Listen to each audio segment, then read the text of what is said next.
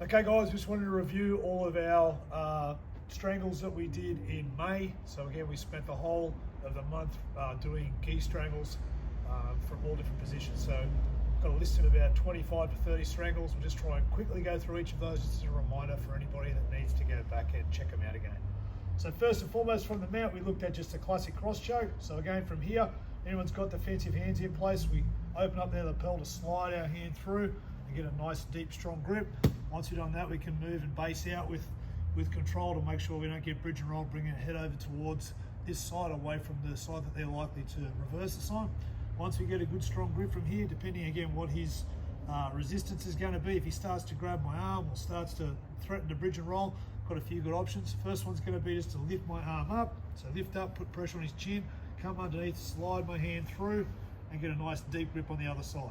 I want to make sure my knuckles are touching the ground here, so it's far enough down so it's actually going to be deep enough to be able to get a good strangle.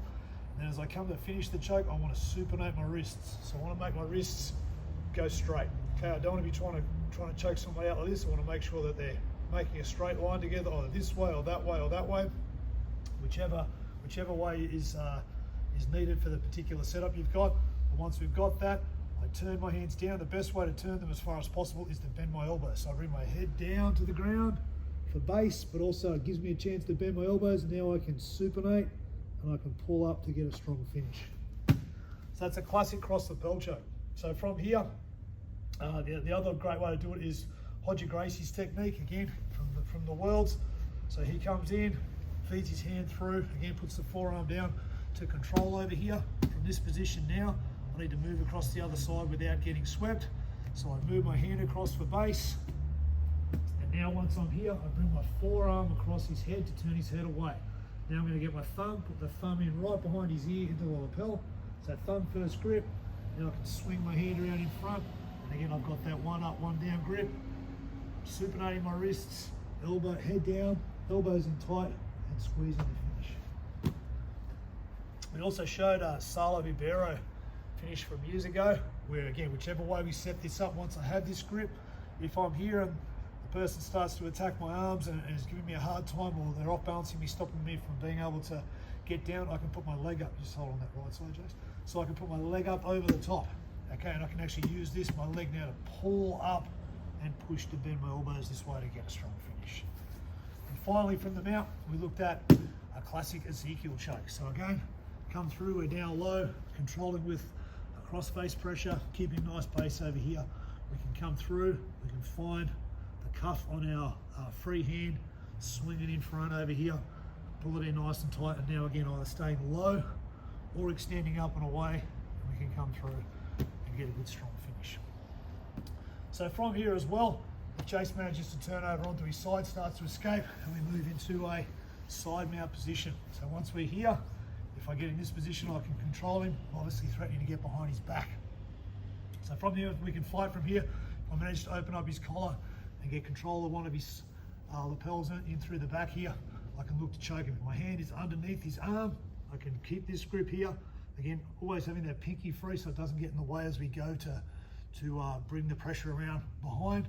And now my other hand comes through and I'm going to extend my arm. So this one goes in behind, extending, lifting up, blocking off the back of the neck.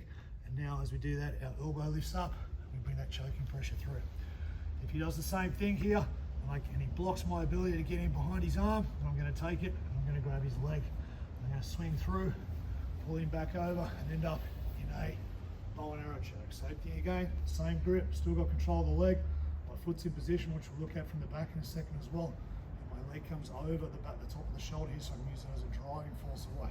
So pull down, stretch our leg out as we then pull to get the finish over this side. That's great. Then if you look at the back, so Jason's here, I managed to take his back, so you sit up, that's the way. Again, we have our back choke from the back, our classic cross choke. Same thing again, we're in position. I'm going to try and get my hand over the top, get that grip on the lapel, keeping that pinky finger free.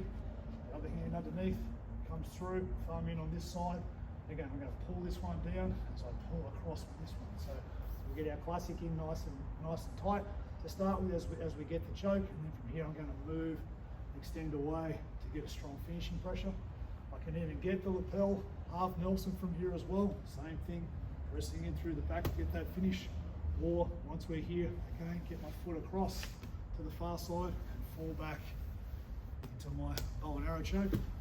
The other choke that's good from here as well, if we're in this position, if I can't manage to get this lapel here, I can come through and I can come and grab the free hand over here and grab that free lapel and I can bring it in through the back. And now I get my back Ezekiel choke from there as well. So if Jay spins around over onto his belly now, we'll get you to go this way, mate. We'll just have a look. We'll go through similar chokes from the closed guard. So again, classic cross choke. So I'm here, feed my hand in. Really important with this, so you get a little angle. Just move your hip out just to get a good angle to feed this other hand in underneath. It can be hard to do it from the front. It can be hard going over the top. He's going to be defending. So I get one, hand comes in underneath, get a nice deep grip. Same thing again, try to get that close connection with your hands at the back, and now we square back up. Same thing, bending everything in, pulling his head down, and then supinating for a finish. If his hands are in front and giving strong resistance, I can't break him down, I can't bring him in with a bent elbow. I can join my hands, break him down this way, and now I shift my hand from the bottom to the top. So I have one hand in the lapel, the other one comes over the top, thumb grip over the top here now, and now I'm going to swing my body to the side and come all the way over to get that finish on the other side.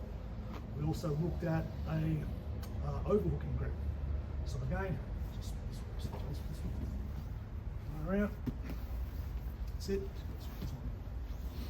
So if we're here and he comes in, I manage to get an overhook grip. So if I get an overhook, I can come through and grab the lapel on the far side here.